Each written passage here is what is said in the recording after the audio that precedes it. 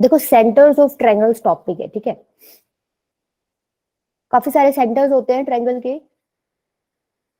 सबसे पहला नाम तो तुमने सुना होगा सेंट्रोइड का, फिजिक्स में पढ़ते होगे तुम, सेंट्रोइड पढ़ा हुआ है ना, जहां पे सारा मास इकट्ठा होता है, ऐसा कुछ बोलते हो क्या फिजिक्स में, सेंटर ऑफ मास।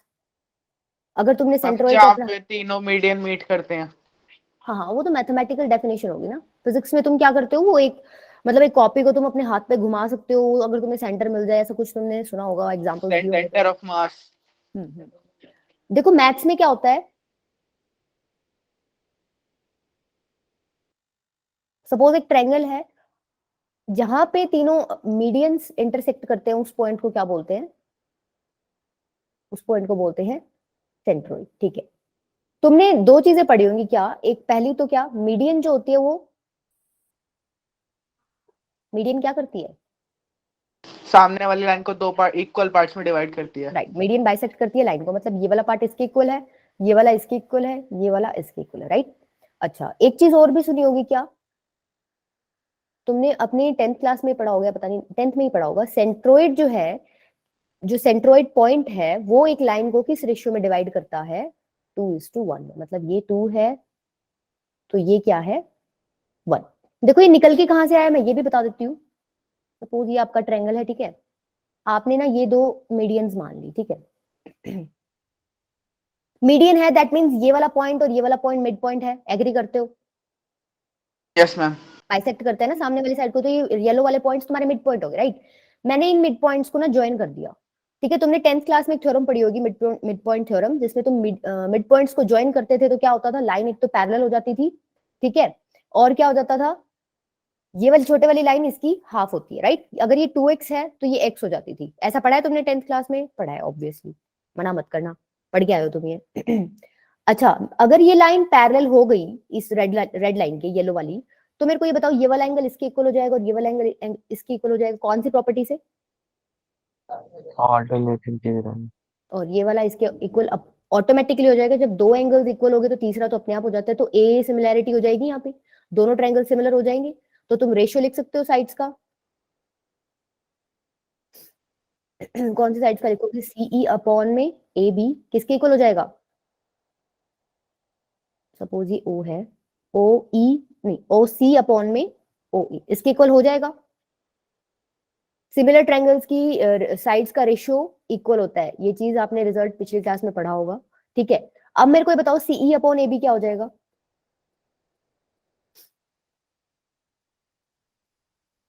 बेटा c upon a b x upon 1/2।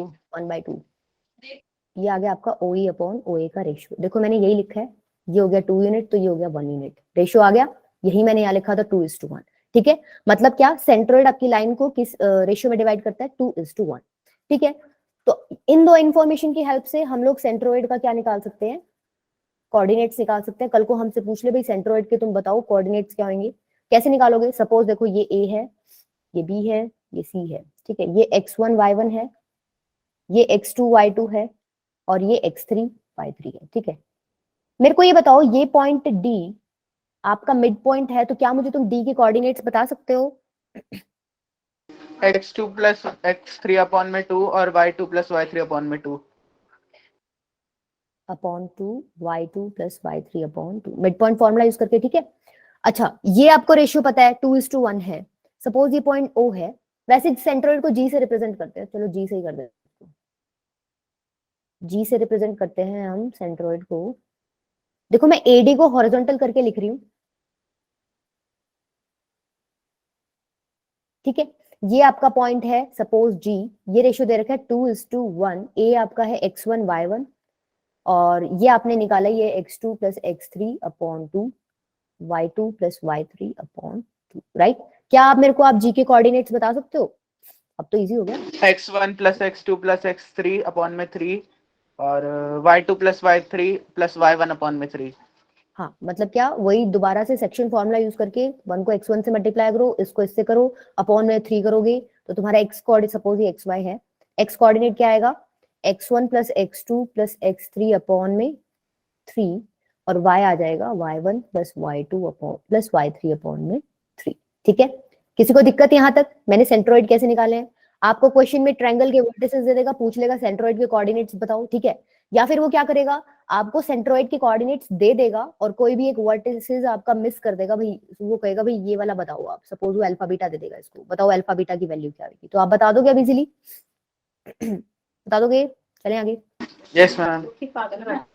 ठीक है, ये आपका था पहला सेंटर जिसको बोलते हो सेंट्रोइड, राइट? ओके। देखो ये आपका है दूसरा सेंटर जिसका नाम है सर्कम सेंटर, ठीक है? सर्कम सेंटर क्या होता है? जैसे सेंट्रोइड मीडियंस का इंटरसेक्टिंग पॉइंट था, तो सर्कम सेंटर किसका इंटरसेक्टिंग पॉइंट होता है? परपेंडिकुलर बाइसेक्टर्स, ठीक है? Perpendicular bisectors. देखो ये जो लाइन बना रखी है ओ से पास हो रही है, ये क्या है? एक तो परपेंडिकुलर है बीसी पे, ठीक है, और एक क्या है, इस बीसी को बाइसेक्ट कर रही है। सिमिलरली इसने क्या किया, ये वाली लाइन जो बना रखी है, ये वाली देखो, ये परपेंडिकुलर भी है एसी पे और क्या कर रही है, इसको बाइसेक्ट भी कर रही है। ऐसे ये वाली लाइन देख लो, बाइसेक्ट कर रही है, परपेंडिकुलर है। जहां पे ये तीनों लाइन इंटरसेक्ट करती हैं वो आपका क्या हो जाता है? सर्कम सेंटर, ठीक है? अच्छा, इसको इस तरीके से भी लिख सकते हो, इन्होंने क्या किया, अगर हम इसको सेंटर मान के एक सर्कल बनाएंगे, ठीक है, इतनी रेडियस का, ठीक है, तो वो सर्कल जो बनेगा ना, वो आपका ऐसे देखो सारे पॉइंट्स को टच करता हुआ बनेगा, ठीक है? ठीक है, इसीलिए इन्होंने बोल दिया circum centre is a centre of circle circumscribing the triangle. मतलब ऐसे सर्कल का सेंटर है सर्कम सेंटर, जो कि एक ट्रायंगल को क्या किए हुए है? सर्कमस्क्राइब किए हुए। समझ आया तुम्हें? अच्छा देखो, सेंट्रोइड आपका हमेशा ट्रायंगल के अंदर होता है, ठीक है, उसकी फिक्स पोजीशन होती है, वो ट्रायंगल के अंदर ही कहीं मिलेगा, ठीक है? लेकिन सर्कम सेंटर के केस में क्या होता है, मैं तुम्हें प्रैक्टिकली क्लास के बाद दिखाऊंगी, एक साइड पे है। जैसे जैसे आप एंगल चेंज करते हो ना, वैसे वैसे सेंट्रोइड की पोजीशन, सर्कम सेंटर की पोजीशन भी क्या होती है? चेंज होती है। देखो ये जो ट्रायंगल है, तीनों एंगल्स क्या है इसमें? एक्यूट है, तो आपका जो पोजीशन है सर्कम सेंटर का, वो कहाँ है? इनसाइड द ट्रायंगल, ठीक है? जैसे ही आप एक एंगल को 90 डिग्री कर दोगे, तो आपका सर्कम सेंटर कहाँ आ जाता है? हाइपोटेन्यूज का मिड पॉइंट बन जाता है। ये चीज आपको याद रखनी है। जैसे ही आप एंगल को 90 डिग्री कर दोगे, तो जो सर्कम सेंटर है वो कहाँ आ जाएगा? हाइपोटेन्यूज का मिड पॉइंट, ठीक है? जैसे ही आपने एंगल को ऑब्ट्यूज कर दिया, मतलब क्या किया? 90 से बड़ा कर दिया, इस केस में आपका सर्कम सेंटर ट्रायंगल से बाहर ही चला जाएगा। ये आपका क्या है? Circum centre. ये मैं तुम्हें प्रैक्टिकली करके दिखाऊंगी, एंगल चेंज करे तो कैसे सेंटर्स चेंज हो रहे हैं, मेरे को एक बार क्लास के बाद में दिखा, याद दिला देना, ठीक है? मैं भूल जाऊंगी बाद में। ठीक है, अब आपको क्वेश्चन दे देगा भाई, हाँ भाई सर्कम सेंटर के कोऑर्डिनेट्स बताओ आप, जैसे आपने सेंट्रोइड के निकाले थे। तो इसका देखो फॉर्मूला याद करने की जरूरत नहीं है, इसका एक तरीका देख लेते हैं हम लोग। तुम्हें ये पता चल गया कि सपोज ये है वो लाइन, और ये भी परपेंडिकुलर है और बाइसेक्टर है। ये हो गया x1 y1, ये हो गया x2 y2, ये हो गया x3 y3, ठीक है? ये बाइसेक्ट कर रही है लाइन, ये परपेंडिकुलर है, ये बाइसेक्ट कर रही है लाइन, ये परपेंडिकुलर है। ये सेंट्रोइड होएगा, ऑब्वियस सी बात है, तीसरा जो निकलेगा यहीं से निकलेगा, ठीक है? अब मेरे को इस पॉइंट के कोऑर्डिनेट्स पता करने हैं, तो एक बात बताओ, सपोज ये वाली लाइन L1 है, ये वाली लाइन L2 है। अगर मैं L1 और L2 की इक्वेशंस निकाल लूं किसी तरीके से और उनको सॉल्व कर लूं, जैसे तुम एलिमिनेशन मेथड लगा के इक्वेशंस को सॉल्व करते हो ना, तुम्हारा इंटरसेक्टिंग पॉइंट आ जाता है, तो क्या ये वाला पॉइंट मिल जाएगा हमें?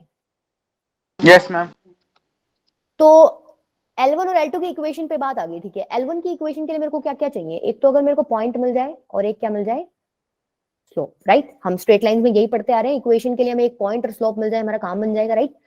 तो तुम मेरे को बता सकते हो पॉइंट कैसे हम इसमें लेके आएंगे? मिड पॉइंट निकाल लेते हैं मैम लाइनों का। देखो ये पॉइंट आपका पता है मिड पॉइंट है, राइट? क्योंकि ये बाइसेक्ट कर रहा है, तो ये मिड पॉइंट निकल जाएगा तुम्हारा। कैसे निकलेगा? x2 प्लस x3 अपॉन में 2 और y2 प्लस y3 अपॉन में 2, ठीक है? मतलब क्या, L1 के ऊपर मेरे को एक पॉइंट तो मिल गया, आपको ये गिवन मिलेंगे क्वेश्चन में ये चीज है, ठीक है? L1 पे मेरे को एक पॉइंट मिल गया, अगर मेरे को स्लोप और मिल जाए L1 का, तो बन जाएगी बात। स्लोप कैसे निकालूं? अब आपको दिख रहा है L1 जो है, सपोज ये ABC है, राइट? L1 क्या BC पे परपेंडिकुलर है? परपेंडिकुलर है। Yes ma'am. तो अगर ये परपेंडिकुलर है, तो मैं स्लोप आराम से निकाल सकती हूँ। पहले मैं बीसी का स्लोप निकाल देती हूँ, फिर मैं वो m1 into m2 is equals to -1 वाला जो फॉर्मूला था परपेंडिकुलर लाइंस के केस वाला, उसको यूज करके मैं L1 का स्लोप भी निकालूंगी। चलो यस नंबर मैम। नंबर ले लेते हैं, एक मिनट को नंबर ले लेते हैं। x1 y1 की जगह ना कुछ नंबर्स ले लेते हैं ताकि इजी हो जाए।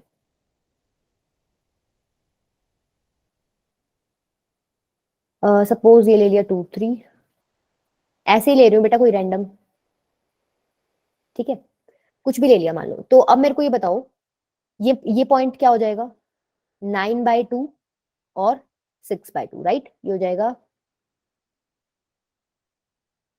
ये हो जाएगा 6/2 3 होता है, ठीक है।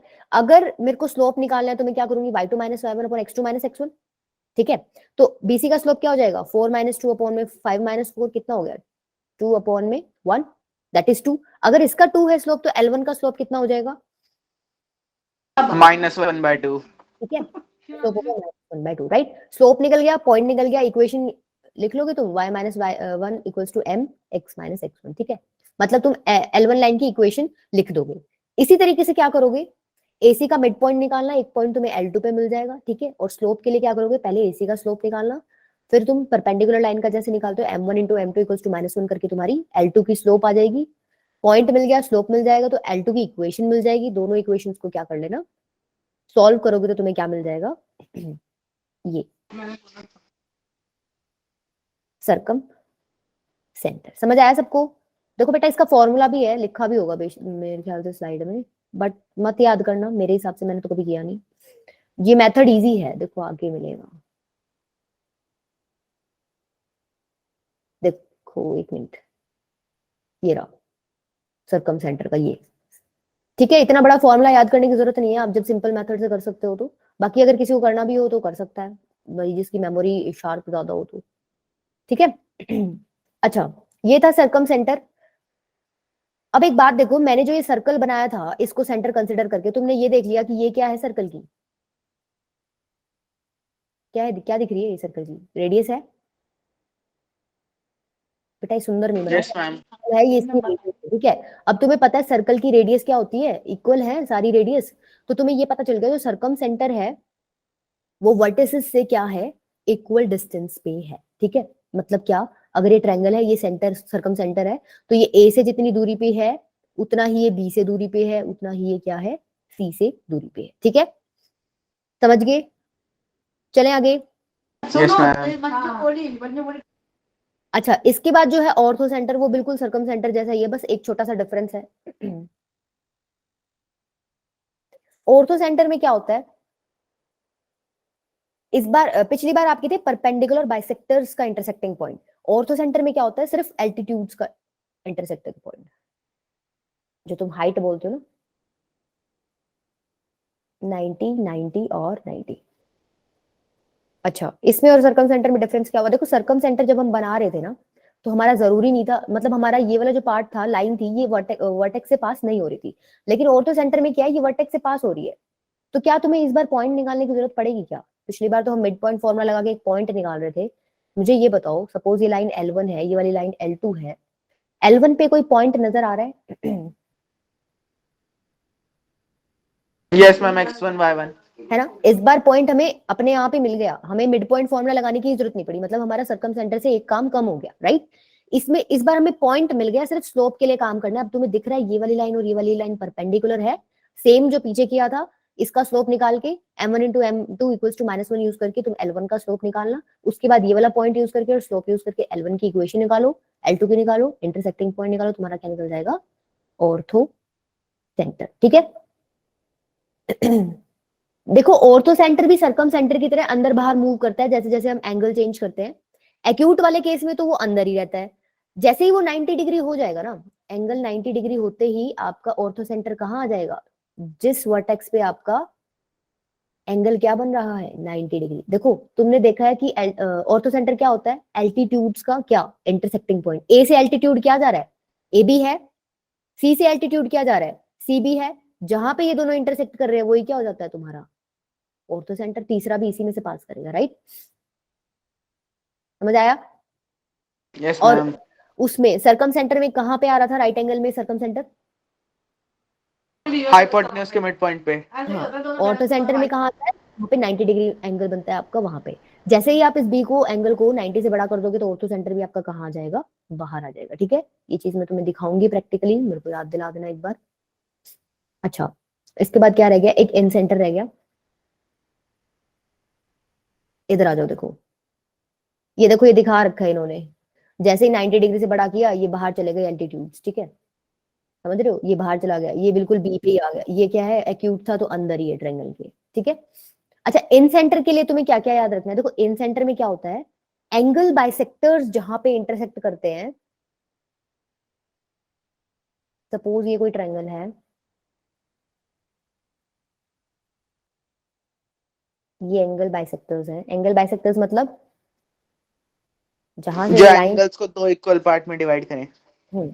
ये वाला एंगल इसके इक्वल है, ये वाला एंगल इसके इक्वल है, ये वाला एंगल ओ सॉरी ये वाला नहीं, ये वाला एंगल इसके इक्वल है, राइट। ये होंगे तुम्हारे एंगल बाइसेक्टर्स, एंगल को डिवाइड कर रहे हैं, इनका इंटरसेक्टिंग पॉइंट क्या हो जाता है, एन सेंटर, ठीक है। जैसे हमने सर्कम सेंटर में इसको सेंटर मान के सर्कल ड्रॉ किया था तो हमारा ऐसे आ रहा था ना, अगर आप इन सेंटर को सेंटर ड्रॉ करके एक सर्कल ड्रॉ करोगे तो आपका देखो ऐसे बनेगा, जिसमें ये क्या है तुम्हारी रेडियस, ठीक है। मतलब क्या, इन सेंटर का ये डिस्टेंस इन साइड से क्या हो जाएगा तुम्हारा इक्वल, क्योंकि रेडियस क्या होती है तुम्हारी इक्वल। इसको तुमने बोल दिया था सर्कम सर्कल, उसको क्या बोल दोगे, इन सेंटर है तो क्या बोल दोगे, इन सर्कल। ये जो अंदर बना है इसको क्या बोल दोगे, इन सर्कल, ठीक है। इसका डायरेक्ट फॉर्मूला याद कर लो, ज्यादा चक्रों में मत पड़ना, इन सेंटर का फॉर्मूला बता रही हूँ, देखो देखो जो स्टैंडर्ड नोटेशंस होती है ना उसमें हम ए के सामने वाली साइड को कैसे रिप्रेजेंट करते हैं, ए से, बी के सामने वाली साइड को कैसे करते हो, बी से, और सी के सामने वाली साइड को कैसे करते हो, सी से, ठीक है। फॉर्मूला क्या होता है, सपोज ये x1 y1 है, ये x2 y2 है, ये x3 y3 है,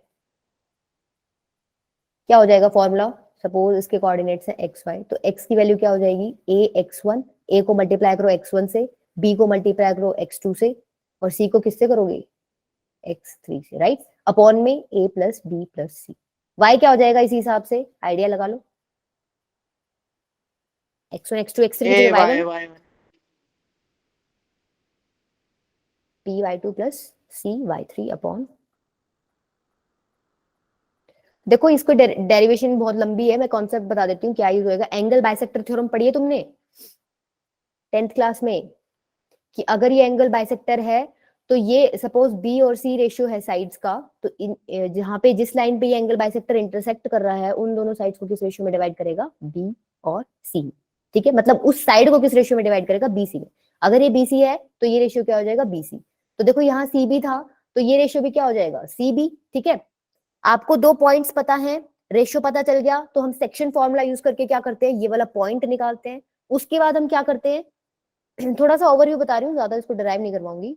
उसके बाद हम ये वाला ट्रायंगल लेते हैं, ठीक है, ये वाला उसके अंदर क्या है तुम्हारा एंगल बाइसेक्टर, तो सेम हम जो हमने यहाँ काम किया था ना कि ये वाले साइड्स का रेशियो इन दोनों के इक्वल होएगा, ऐसे ही हम क्या करेंगे, ये दोनों साइड्स का रेशियो इन दोनों साइड्स के रेशियो के इक्वल होएगा, ठीक है। यहां से फिर हम क्या करेंगे, दोबारा सेक्शन फॉर्मूला लगा के इन सेंटर निकालेंगे, ठीक है। इस तरीके से निकल के आता है, ज्यादा इसमें घुसने की जरूरत नहीं है, तुम डायरेक्ट फॉर्मूला याद करो, ठीक है।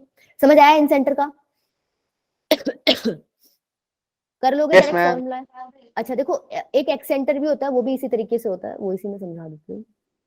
ये रहा देखो एक्स सेंटर, इन सेंटर में हमने किसके साथ डील किया था, इंटरनल एंगल बाइसेक्टर्स, मतलब क्या, अंदर वाली साइड जो एंगल बाइसेक्टर्स निकल रहे हैं ना उनका। लेकिन एक ट्रायंगल में आप बाहर भी एंगल बाइसेक्टर्स बना सकते हो क्या, अगर हम इसको एक्सटेंड कर दो, अगर इसको एक्सटेंड कर दो, ये क्या हो गया बाहर वाले एंगल का बाइसेक्टर, ये भी क्या हो गया बाहर वाले एंगल का बाइसेक्टर। तो एक्स सेंटर के केस में हम क्या करते हैं, दो तो हम बाहर वाले एंगल्स का बाइसेक्टर लेते हैं और एक क्या लेते हैं, जो अंदर से एंगल बाइसेक्टर आ रहा है, राइट। ये तो हो गया इंटरनल एंगल बाइसेक्टर, और ये क्या हो गए तुम्हारे एक्सटर्नल एंगल बाइसेक्टर। ये जहां पे तीनों मीट करेंगे उसको क्या बोलते हो तुम, एक्स सेंटर, ठीक है। ठीक है, इसके लिए इतना ये ज्यादा इंपॉर्टेंट नहीं है, ठीक है। ये जो इस सेंटर को जो मतलब इसको सेंटर लेके, येलो डॉट को सेंटर लेके तुम सर्कल बनाओगे ना, रेडियस इसके इक्वल लेके, तो तुम्हारा एक सर्कल बनेगा देखो इस तरीके का, जो क्या करेगा, तीनों साइड्स को क्या करेगा, टच करेगा, ठीक है। जैसे इस फिगर में देख लो, यहाँ पे अच्छे से दिखा रखा है, इसको टच कर रहा है, इसको टच कर रहा है और इसको टच कर रहा है, ठीक है। इसका फॉर्मूला लिख लो, कभी काम आ जाए तो, वैसे ज्यादा इंपॉर्टेंट नहीं है। जैसे मैंने इन सेंटर का लिखवाया था, इन सेंटर का लिखवाया था, पर अभी कर दिया मैंने। देखो ये आपका I1 है, क्या आप और एक सेंटर्स भी बना सकते हो एक ट्रायंगल में, ये तो आपका आपने I1 बना दिया। अगर मान लो मैं इसको एक्सटेंड कर दूं साइड को, और इधर एक्सटेंड कर दूं, इधर मैंने एक एंगल बाइसेक्टर एक्सटर्नल बना दिया, ऐसे ही मैंने इधर बना दिया और एक मैंने इधर से निकाल दिया, तो मेरा एक यहाँ पे भी बनेगा एक सेंटर, ऐसे यहाँ पे भी बना सकते हो। मतलब बेसिकली कितने एक्स सेंटर्स मिल गए तुम्हें? 3. ठीक है ना। तो आपको देखो I1 निकालने का फॉर्मूला क्या है, तुमने इन सेंटर का क्या फॉर्मूला पढ़ा था, ax1 प्लस bx2 प्लस में cx3 अपॉन में a plus b plus c, और y पढ़ा था क्या तुमने, ay1 plus by2 plus cy3 upon में a plus b plus c। देखो I1 निकालोगे तब तुम क्या करोगे, सिर्फ जो पहली टर्म्स हैं उनके आगे क्या कर दोगे, नेगेटिव साइन लगा दोगे, यहाँ पे नेगेटिव, यहाँ पे नेगेटिव, ठीक है, ऐसे यहाँ पे यहाँ पे।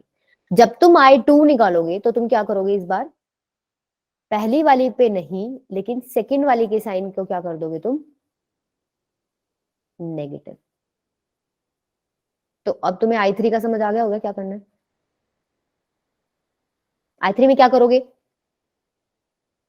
तीसरे वाले का नेगेटिव कर देंगे। ठीक है, बाकी सारे पॉजिटिव, बस सी वाले के आगे नेगेटिव और सी के आगे नेगेटिव लगा दोगे, ठीक है। अच्छा देखो ये कुछ इंपॉर्टेंट चीजें हैं, ये तुम्हें डायरेक्ट याद ही करनी है। क्या है, for isosceles triangle centroid circum center ortho center and in center are collinear. मतलब क्या, अगर कोई आइसोसेलेस ट्रायंगल आपको दे दे, ठीक है, तो एक ही लाइन पे क्या होते हैं आपके सारे सेंटर्स लाई करते हैं। मतलब अगर सेंट्रोइड यहाँ है, सर्कम सेंटर यहीं कहीं मिलेगा इसी लाइन पे, ऑर्थो भी यहीं मिलेगा और एक जो बच गया वो भी यहीं मिलेगा, एक ही लाइन पे आपको सारे सेंटर्स मिल जाएंगे।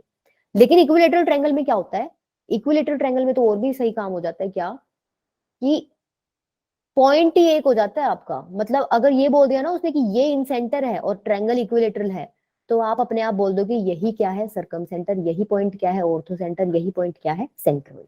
समझ आया। ये दोनों पॉइंट तो आपको बिल्कुल अच्छे से याद होने चाहिए, बहुत ज्यादा यूज होता है इक्विलेटरल वाला, तो बहुत ज्यादा यूज होता है। और तीसरा पॉइंट क्या है, कोई भी ट्रायंगल हो जो उसके अंदर ऑर्थो सेंटर, सेंट्रोइड और सर्कम सेंटर जो है कोलिनियर होते हैं, and centroid divides ortho center and circum centre in ratio 2:1। मतलब क्या, अगर ये ऑर्थो है, बीच में कहीं सेंट्रोइड मिलेगा और इधर कहीं सर्कम सेंटर मिलेगा। किस रेशियो में डिवाइड करता है सेंट्रोइड इसको, ऑर्थो को और सर्कम को, 2:1 में। अब आपसे क्वेश्चन कैसे पूछ लेगा वो, डायरेक्ट पूछ लेगा कि सर्कम सेंटर और सेंट्रोइड के उसने कोऑर्डिनेट्स दिए हुए होंगे, ठीक है, वो पूछेगा कि ऑर्थो सेंटर के बताओ, तो क्या तुम सेक्शन फॉर्मूला यूज करके इजीली बता दोगे।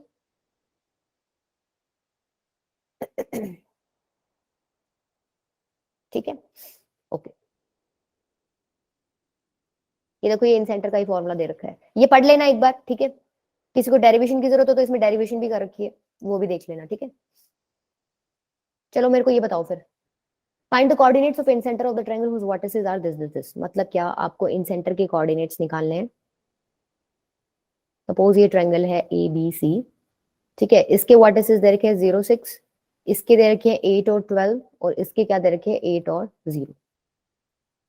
क्या करोगे पहले, देखो इन सेंटर के फॉर्मूले में एबीसी का यूज था, राइट। इन सेंटर क्या था, ax1 plus bx2 plus cx3 upon में a plus b plus c, ay1 plus by2 plus cy3 upon में a प्लस b प्लस, यही था ना इन सेंटर। तो तुम्हें पता है एबीसी की वैल्यूज चाहिए होंगी हमें। एबीसी क्या थे, ए के सामने वाली साइड को मैं ए से रिप्रेजेंट करी थी, बी के सामने वाली साइड को मैं बी से रिप्रेजेंट करी थी, सी के सामने वाली साइड को मैं सी से रिप्रेजेंट करी थी। एबीसी कैसे निकालोगे, ओके, प्रणब का आंसर आया हुआ डिस्टेंस फॉर्मूला, ठीक है बिल्कुल। क्या तुम डिस्टेंस फॉर्मूला यूज करके एबीसी निकाल सकते हो, देखो तुम्हें दोनों कोऑर्डिनेट्स दे रखे हैं, ठीक है। क्या करना, चलो मैं एक ए निकाल के दिखा देती हूँ कैसे। 8 - 8 का होल स्क्वायर प्लस में 0 - 12 का होल स्क्वायर, ये कितना हो जाएगा, तो 0 ही हो जाएगा। ये 12 का स्क्वायर तो रूट हो जाएगा, तो क्या हो जाएगा, 12 ही बचेगा। बेसिकली ए की वैल्यू कितनी आ जाएगी, 12। क्या तुम इसी तरीके से बी की वैल्यू और सी की वैल्यू निकाल लोगे सब लोग।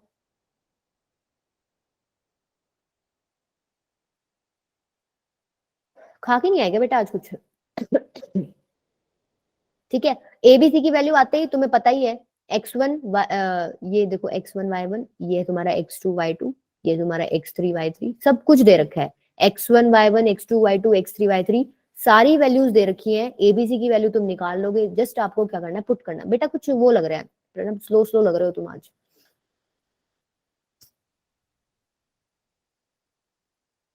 कर लोगे, आपको अप्रोच आना चाहिए कि किस तरीके से फॉर्मूले लगाने हैं। आ गया,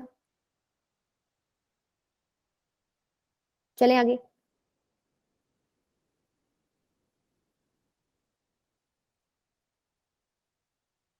देखो ये मैंने प्रूव करवा दिया, सेंट्रोइड का है, सेम पढ़ लेना इसको। चलो ये बताओ, ये इजी है, मेरे को आंसर ही बताओ इसका। जब तक आंसर नहीं बताओगे तब तक नेक्स्ट स्लाइड पे नहीं चलूंगी। ऐसे करना पड़ेगा मुझे, ये तो बड़ा ही गंदा काम है। सेंट्रोइड ऑफ अ ट्रायंगल दे रखा है 2 7, ठीक है, and two of its vertices are this and this. कोई भी दो मान लो, सपोज मैंने एक तो ये मान लिया 4 8 और ये मैंने मान लिया -2 6, राइट। सपोज ये एक्स वाई है, मेरे को एक्स वाई की वैल्यू चाहिए, मतलब मेरे को थर्ड वर्टेक्स की कोऑर्डिनेट्स की वैल्यू चाहिए। कैसे करोगे? 4/3, 7। प्रणब बेटा तुम पढ़ रखे हो क्या पहले ये? नहीं, मैं अभी सॉल्व किया है। ज्यादा स्पीड लग रही है। देखो 2 किसके इक्वल है? बेसिकली सेंट्रोइड का फॉर्मूला क्या होता है? एक्स की वैल्यू किसके, this plus this plus this, right. 4 plus -2 plus x upon में कितना होता है 3। तो यहां से जब एक्स की वैल्यू निकालोगे तो कितनी आ जाएगी? 6 इक्वल्स टू, ये हो जाएगा 2 प्लस एक्स, तो एक्स की वैल्यू कितनी आ गई? 4, ठीक है। इसी तरीके से 7 किसके इक्वल होगा? 8 प्लस 6 प्लस वाई अपॉन में 3, तो वाई क्या हो जाएगा? 21 माइनस 14, ये कितना हो जाएगा? 7। तुमने क्या बताया था प्रणब? आंसर गड़बड़ बताई थी ना, एक आंसर गलत बताया था। पहले वाला गलत था, 4/3 बोला था मैंने। समझ आ गया बेटा सबको?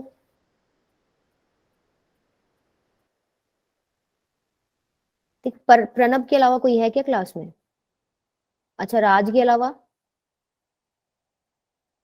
बच्चे तो तुम 10 जुड़े हुए हो, 15 बल्कि 10 भी नहीं।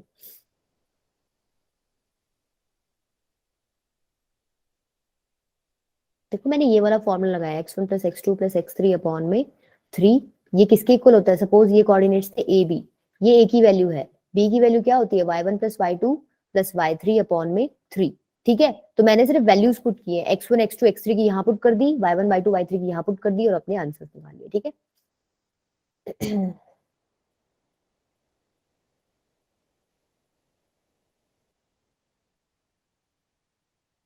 ये भी कर लोगे, सेम है। फिर देख लो, कोऑर्डिनेट्स ऑफ सेंट्रोइड दे रखे हैं, वर्टिसेस ऑफ एबीसी दे रखे हैं, पी क्यू निकालना है। बेसिकली आपको देखो ये दे रखा है ए बी सी, आपको दे रखा है सेंट्रोइड, ठीक है। ठीक है, ए क्या दे रखा है? -5 3, बी क्या दे रखा है? p -1, सी क्या दे रखा है? 6q। सेम है, पिछले वाले जैसा फॉर्मूला लगाना है, बस इस बार इन्होंने पी क्यू की वैल्यू पूछ ली, पिछली बार इन्होंने यहाँ की जगह एक्स वाई लिख दिया था, ठीक है, पी क्यू की जगह, मतलब यहाँ ये निकालना था हमें। तो कोई डिफरेंस है? ओके मनोज, ठीक है, कर लोगे? चले आगे या करवाऊं?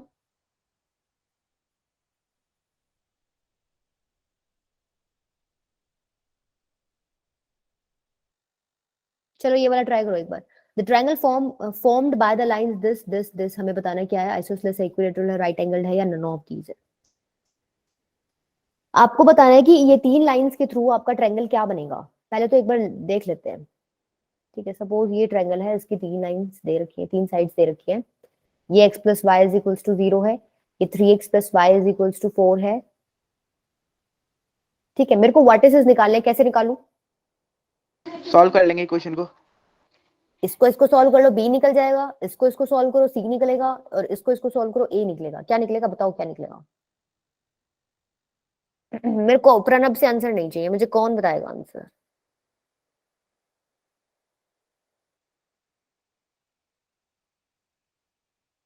रजत बताएगा क्या मुझे आंसर? ए, ओके तनीषा, ठीक है बेटा। आंसर आपने क्या किया? आपने एबीसी के कोऑर्डिनेट्स निकाले, ठीक है। फिर आप क्या करोगे?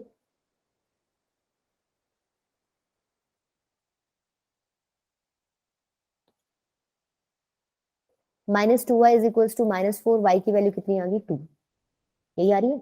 अच्छा, y की वैल्यू 2 आई तो x की वैल्यू -2, मतलब ये वाला क्या हो गया तुम्हारा? -2 2, ठीक है। इसी तरीके से ये निकालो, x plus y is equals to 0, 3x plus y is equals to 4, ये कट जाएगा। -2x is equals to -4, x की वैल्यू कितनी आ गई? 2, तो y की वैल्यू कितनी आ जाएगी? -2। कुछ गड़बड़ की है क्या? सेम कैसे आ रहे हैं ये?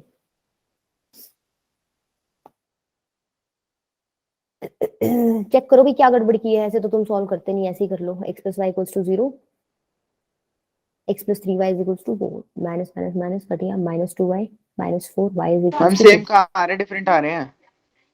हाँ ठीक बात है, x2 आया इस बार, 2 - 2 आ रहा है, ठीक बात है। ठीक है, b की आपकी निकल गई 2 - 2। इसी तरीके से c की क्या आ रही है, 1 1 आ रही है क्या?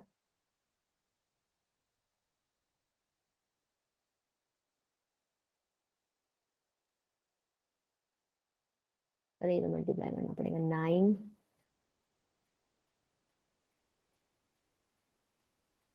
8y is equals to 32। y की वैल्यू आ गई 4। ठीक है, अगर y 4 है तो x तो 0 ही हो गया, 4 0।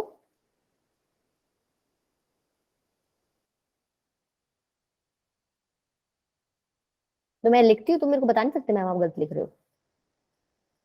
3 x 3 3 9 3 4 12। ठीक है, 12 - 4 इज 8, 8 आएगा यहाँ पे। बेसिकली 8y की वैल्यू कितनी आ गई, 8। तो y कितना आ जाएगा, 1। ठीक है, y 1 आ जाएगा, पुट करो, तुम्हारा x की वैल्यू भी कितनी आ जाएगी, 1। तो ये तुम्हारा निकल जाएगा 1 1। अब क्या करोगे, अब तुम डिस्टेंस फॉर्मूला यूज करके AB की लेंथ निकालो, BC की लेंथ निकालो और AC की लेंथ निकालो। तुम्हारी कोई दो साइड्स की लेंथ जो है वो इक्वल आएगी। ठीक है, और दो साइड्स की लेंथ कौन से ट्रायंगल में इक्वल होती है, तीसरी आपकी डिफरेंट आएगी। आइसोसेलेस। दो इक्वल आएंगी, तीसरी आपकी डिफरेंट आएगी। ठीक है, इसीलिए आपका ट्रायंगल कौन सा हो गया, आइसोसेलेस। ठीक है, चलें आगे। चलो ये बताओ, देखो अभी तक जो क्वेश्चन कर रहे थे ना उसमें आपको गिवन होता था कि पॉइंट की इमेज निकालनी है। इसमें ना आपको इमेज दे दी, आपको इक्वेशन ऑफ लाइन निकालनी है। देखो मैंने जब तुम्हें इमेज के क्वेश्चंस कराए थे मैंने दो बात बताई थी, कोई मुझे बता सकता है एज इट इज मैंने दो बात क्या बताई थी? कोई मुझे बता देगा ना, मैं मान जाऊंगी कि वो बंदा ना बहुत जबरदस्त तरीके से सुनता है मैडम की बात। कि वो जो मतलब रियल पॉइंट का जो डिस्टेंस होगा लाइन से, वही इमेज का भी डिस्टेंस होगा। ये वाला डिस्टेंस इसके इक्वल होगा। एक चीज और बताई थी,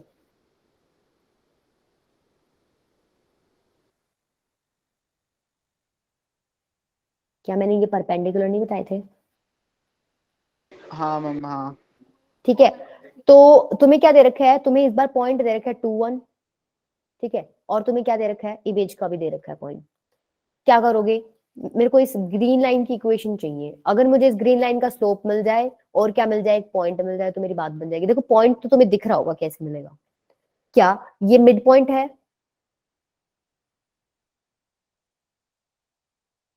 यस मैम। तो ये मिड पॉइंट है, तो तुम सेक्शन फॉर्मूला मिड पॉइंट वाला केस यूज करके सॉल्व कर दोगे। क्या आ रही है value, 2 + 4 6/2 that is 3, 3 + 1 4/2 that is 2, 3 2 right. मेरे को एक पॉइंट मिल गया ग्रीन लाइन पे 3 2। स्लोप कैसे निकालोगे, पहले येलो लाइन का स्लोप बता दो। y2 - y1 x2 - x1 करके निकाल लोगे। मतलब 3 - 1 अपॉन में 4 - 1 आ रहा है। 2/2 दैट इज 1। तो ग्रीन लाइन का कितना हो जाएगा, -1। ठीक है, स्लोप मिल गया, पॉइंट मिल गया। अब तो लिख लोगे इक्वेशन लाइन की पॉइंट स्लोप फॉर्म से। चले आगे, ये रिवर्स का क्वेश्चन था एक, अभी डायरेक्ट मैंने सिर्फ तुम्हें इमेज निकालना सिखाया था। अगर कोई इमेज दे दे तो इस तरीके से तुम क्या करना, उसको इक्वेशन भी बता देना। क्या करना, पहले मिड पॉइंट वाला कॉन्सेप्ट यूज करके ये पॉइंट निकाल लेना। उसके बाद ये दोनों येलो और ग्रीन लाइन आपस में परपेंडिकुलर है, तो दोनों के स्लोप्स का प्रोडक्ट -1 होएगा, वहां से तुम स्लोप निकाल लेना और फिर अपनी इक्वेशन बता देना। ठीक है, चलो ये बताओ,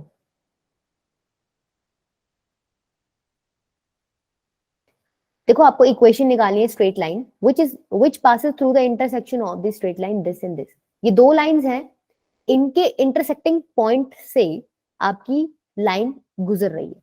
मतलब मेरे को लाइन पे एक पॉइंट मिल जाएगा अगर मैं इनका इंटरसेक्टिंग पॉइंट निकालूं। एग्री करते हो इस बात से? Yes ma'am.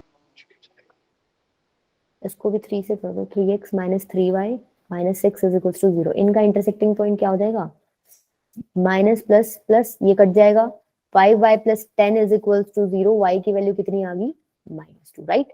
तो x की वैल्यू कितनी आ जाएगी, 0। ये y की वैल्यू मैंने यहां पुट कर दी, x की वैल्यू 0 आ गई। मतलब क्या, इन दोनों लाइंस का इंटरसेक्टिंग पॉइंट क्या है, 0 - 2। इस इंटरसेक्टिंग पॉइंट से इन्होंने बोला है कि जो हमारी जिस लाइन की इक्वेशन हमें निकालनी थी वो क्या कर रही है, पास कर रही है। मतलब क्या, ये पॉइंट उस लाइन पे लाई कर रहा होगा तो अगर इस पॉइंट को यूज करके मैं उस लाइन की इक्वेशन लिखना चाहूँ तो क्या मैं लिख दूं? सपोज करो उस लाइन का स्लोप m है, मेरे को ये बताओ अगर मैं ऐसे लिख दूं तो किसी को कोई समस्या है क्या?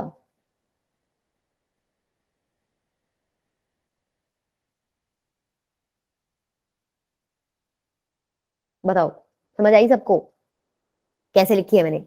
y minus y one is equal to m x minus x one use किया पॉइंट स्लोप फॉर्म। स्लोप मैंने बोला है एक बार के लिए, मान लो m है, हम निकाल लेंगे अभी आगे, ठीक है। पॉइंट आपको दे रखा है 0 - 2, y1 की वैल्यू -2 है, x1 की वैल्यू 0 है। मैंने जस्ट क्या किया है, इसमें पुट किए वैल्यूज और मैंने ये निकाल ली इक्वेशन। आ गया सबको समझ यहाँ तक?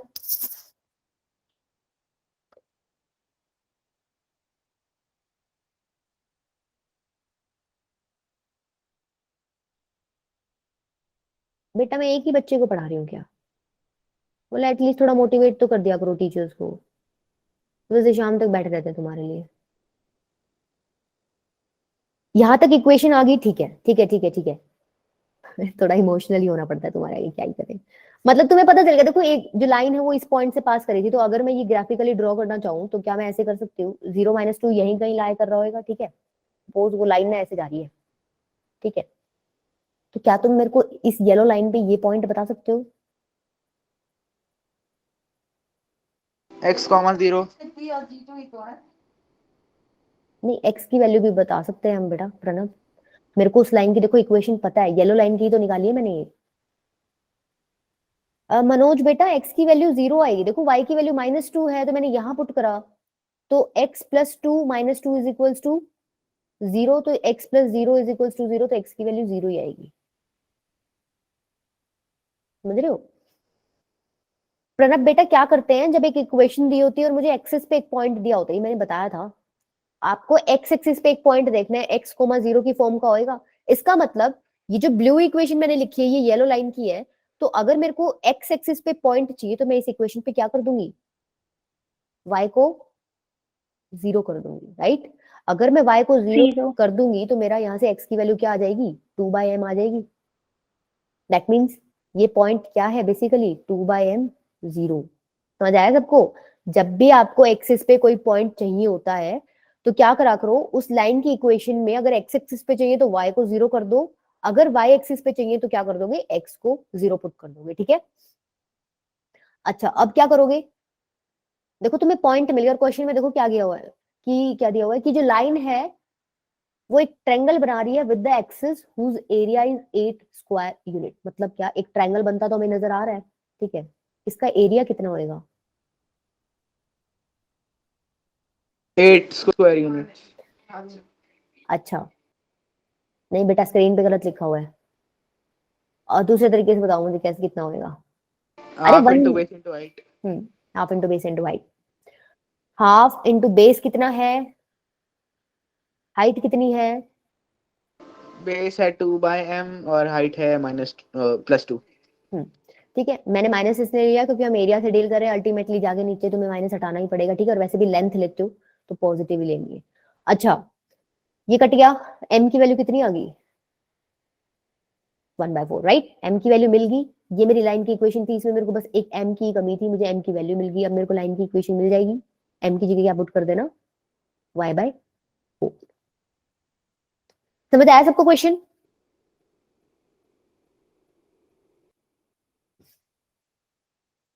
कहां से नहीं आया बेटा? जो आपने ये लगाया फॉर्मूला हाफ बेस हाइट ऐसे, क्योंकि मैम डिस्टेंस उस फॉर्मूला उस फॉर्मूले से भी आ जाता मैम एरिया ट्रायंगल। बेटा आपकी आवाज क्लियर नहीं आ रही, चैट में लिख सकते हो। बेटा किसी को समझ आएगा क्या पूछना चाह रहा है लड़का?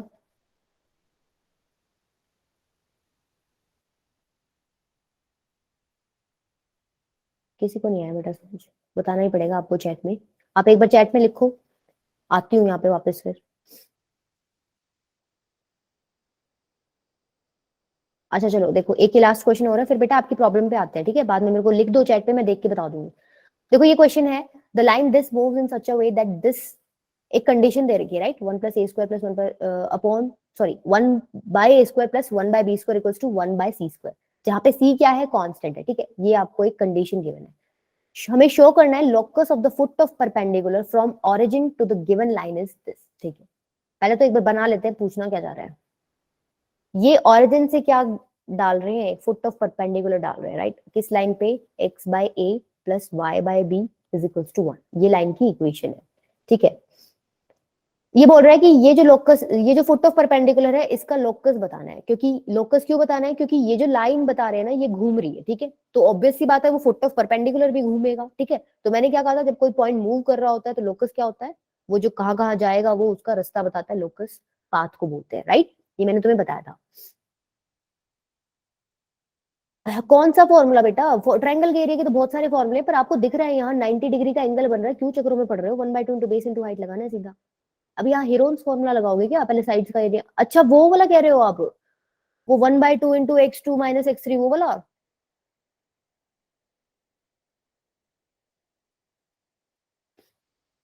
मनोज आप वो वाला फॉर्मूला कह रहे हो, 1/2 इंटू में x1 इंटू में y2 माइनस y3, ये जो मैंने बताया था पिछले स्लाइड्स में।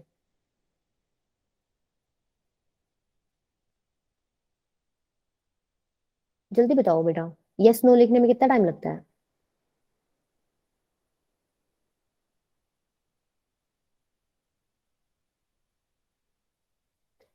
मेरे को ये बताओ, तुम्हें पता है तो बेटा मनोज, मतलब ये तो कितना टाइम वेस्ट है, मुझे ये बताओ कितना टाइम वेस्ट है इसमें।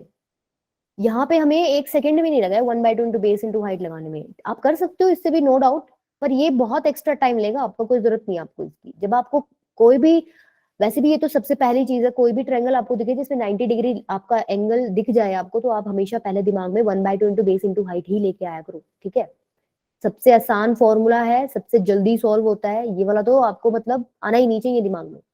वो तो, ये तो बिल्कुल लास्ट केस में आना चाहिए आपके दिमाग में।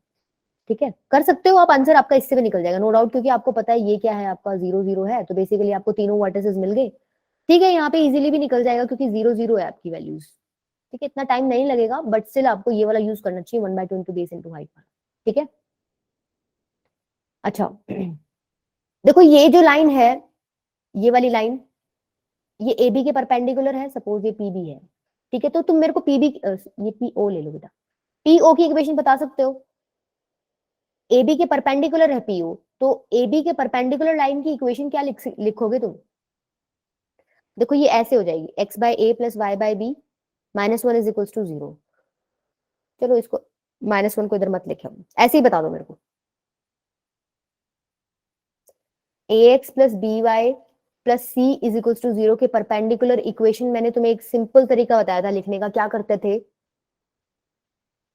ये दोनों इंटरचेंज करके कोएफिशिएंट्स को बीच में एक माइनस साइन लगा दो और क्या कर दो, कांस्टेंट को चेंज कर दो। क्या मैंने ये चीज बताई थी तुम्हें, यस और नो। पैरेलल के केस में मैंने बताया था कि तुम्हें ये वाला पार्ट तो बिल्कुल सेम रखना है, ए एक्स प्लस बी वाई तो एज इट इज रखो, सिर्फ कांस्टेंट चेंज कर दो। परपेंडिकुलर में क्या बताया था, इन दोनों के कोएफिशिएंट्स चेंज करो, बीच में माइनस लगाओ और क्या कर दो, एक कांस्टेंट को चेंज कर दो। बताया था मैंने ये फॉर्मूला, एक भी बंदा यस नहीं कर रहा।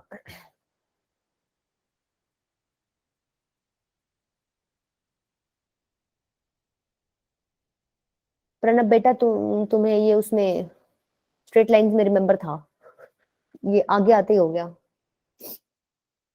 ठीक है, चलो कोई नहीं। तो इसमें कैसे लिखोगे परपेंडिकुलर लाइन की इक्वेशन, एक्स का कोफिशिएंट क्या है 1/a, y का कोफिशिएंट क्या है 1/b, इंटरचेंज कर दो। तो x by b, y by a, बीच में माइनस लगाओ, प्लस एक कांस्टेंट k अलग से जोड़ दो। ये चीज अब समझ आ गई प्रणब, अगर याद नहीं है तो उसको देख लेना, रिकॉर्डिंग्स में भी है वो वैसे। अब लिख लोगे ऐसे, तुम्हें पता चल गई ये लाइन किस, ये इक्वेशन किसकी है, पीओ की। तुम्हें दिख रहा है कि पीओ जो लाइन है वो 0 0 से पास हो रही है, राइट। इसका मतलब अगर तुम यहाँ 0 0 लिखोगे तो सेटिस्फाई करेगा इक्वेशन को, तो तुम्हारी यहाँ से के की वैल्यू क्या आ जाएगी फिर जब तुम 0 0 पुट करोगे, एक्स की जगह भी 0, वाई की जगह भी 0, तो ये पार्ट तो पूरा ही 0 हो गया, सिर्फ एक के बचा, के इक्वल्स टू 0, मतलब के की वैल्यू क्या आ गई 0। तो तुम्हारी इक्वेशन ओवरऑल बन कैसे गई, क्या ये बन गई। अब तुम क्या करो, इसका और इसका स्क्वायर करके ऐड कर दो, करो एक बार स्क्वायर करो पहले, इसका और इसका दोनों का स्क्वायर करके इनको ऐड करो, X by B minus Y by A का whole square plus X by A plus Y by B का, सॉरी इधर बी है ना, अच्छा ठीक है, का square is equals to 0 square plus 1 square, right. LHS का स्क्वायर करके एलएचएस में ऐड कर दिया, आरएचएस का स्क्वायर करके आरएचएस में ऐड कर दिया। ये चीज समझ आई है सबको? जो तुम सिंपल इक्वेशंस ऐड करते हो ऐसे ही करते होगे।